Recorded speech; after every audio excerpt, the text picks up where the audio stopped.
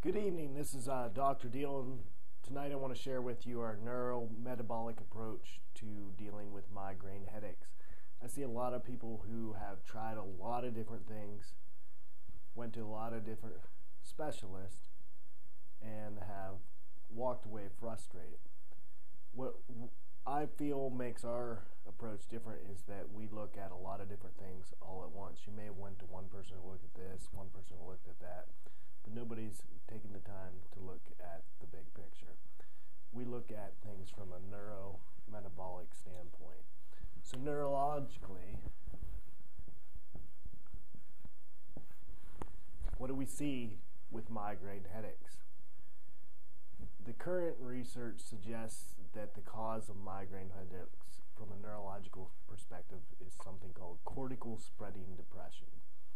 I'm going to take 1 minute to explain exactly what that means. If we look at your brain, and I have to excuse me, I'm not an artist.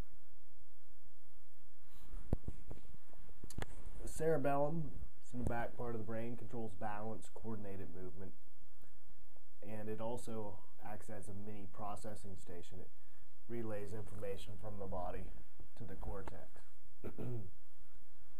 The cortex fires down to the lower 2/3 of the brainstem, which helps keep the upper third of the brainstem, or your mesencephalon, from overfiring. So when we see cortical spreading depression, what happens is there's a burst of cortex activity, usually from back here in the occipital lobe, followed by depressed activity, depressed cortical activity. So what we lose is this suppression of the mesencephalon, or your upper brainstem area. The mesencephalon is where your sympathetic nervous system lives. So we get what's been referred to as mesencephalic escape, or we get sympathetic or fight or flight type responses. We can get sensitivity to light. But with regards to migraines, what happens is it causes the blood vessels surrounding the vein to constrict and become inflamed, which irritates the nerve mesh surrounding them. We also see other sympathetic responses like difficulty sleeping, because your reticular activating system, which controls your sleep-wake cycle, lives there. We could see through the vagus nerve and the SA and AV node of the heart a rapid irregular heart rate. We might see, again through the vagus nerve, digestive issues, alternation between constipation and diarrhea, or we might just see chronic pain. So from a neurological perspective, we need to figure out why this is happening, and there's things we can do from a functional perspective to address these causes. The difference between traditional medical neurology and functional neurology is that a medical neurologist looks for STDs, strokes, tumors, or diseases, and his tools are surgery or medication. You cannot medicate yourself out of a chronic health problem. From a functional neurological perspective, what we're looking at is which areas of the brain are weak, which areas are overfiring or become dominant, and how can we, through therapies, exercises, strengthen those areas of weak and help suppress or control those areas who are overworking. One of the tools and techniques that we found to be extremely effective is through the work of a chiropractic neurologist by the name of Dr. Dave Sullivan in Mechanicsburg. If you Google Dave Sullivan and migraines,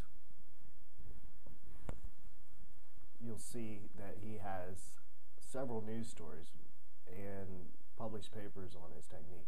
In just the short time that we've been using it, we've seen dramatic results. Huge success. It's 100% in the small sample size that we've seen so far. But that's just one piece of the puzzle, so we don't want to get overly excited about that, because we understand that for each person they have different causes and contributing factors.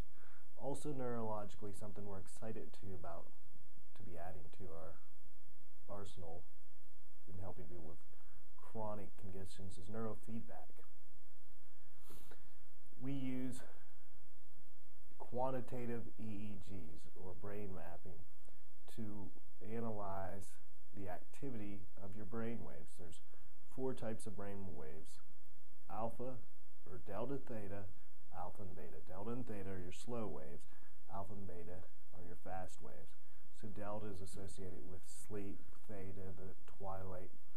Beta is higher executive, or when you're thinking, making executive functions. Too high beta can result in anxiety, insomnia, chronic pain, and migraine. So how do we find out whether or not you have this pattern of neurological dysregulation? We use a cat with sensors that measures your brain waves. Then we can record that and compare it to a normative database to find out which areas of your brain may be firing too fast and which areas may be firing too slowly. Then we can use neurofeedback to help train your brain to a more appropriate firing pattern. Neurofeedback's been around since the 1960s and is heavily researched and very, very effective. But we also need to look at the metabolic aspects, which could be contributing causes to your migraines.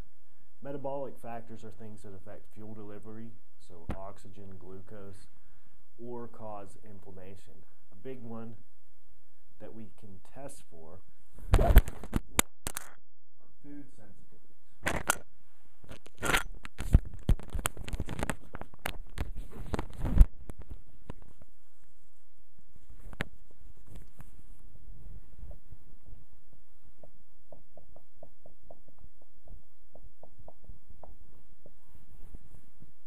And again, this is a big one that we can test for, our food sensitivities. Gluten, casein, soy are 3 of the big ones, but there are others.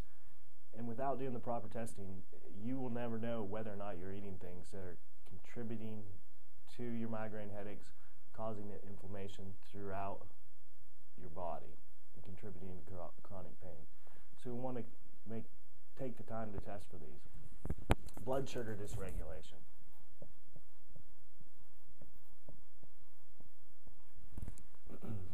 Blood sugar is probably one of the number 1 stresses on the human body, if not the most common stress on the human body and the brain. So it's important that we help you regulate blood sugar levels. Your adrenal glands. These are our stress organs.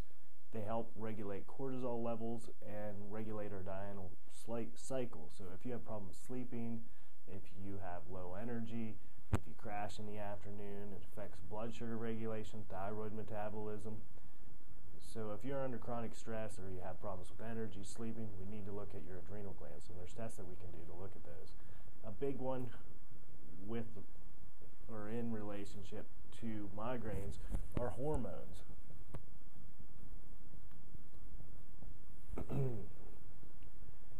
If you have sudden drops in progesterone or estrogen, can be a trigger for migraine headaches. If you have been on birth control medications, you are likely estrogen dominant.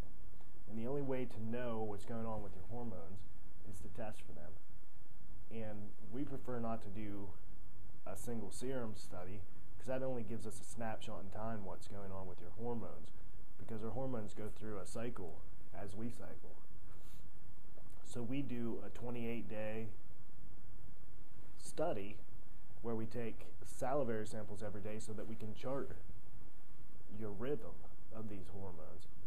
And by identifying any irregularities there, we can determine whether or not support or supplementation during the course of your cycle may help with the symptoms you're having, including your migraine headaches. So you can see, while some of you may have been analyzed by a neurologist or had food sensitivity studies done, hormone studies done, it's unlikely that you've ever had anyone take the time to look at all of these things all at once and try to tie them all together. And that's what we do. So if you're interested in finding out whether this combined, comprehensive approach could be the answer you've been looking for your migraine headaches, please call our office. Or even if you just have any questions or would like to find more information, I'm always available. Please get in touch with us. And I hope you learned something tonight. Have a great evening. Good night.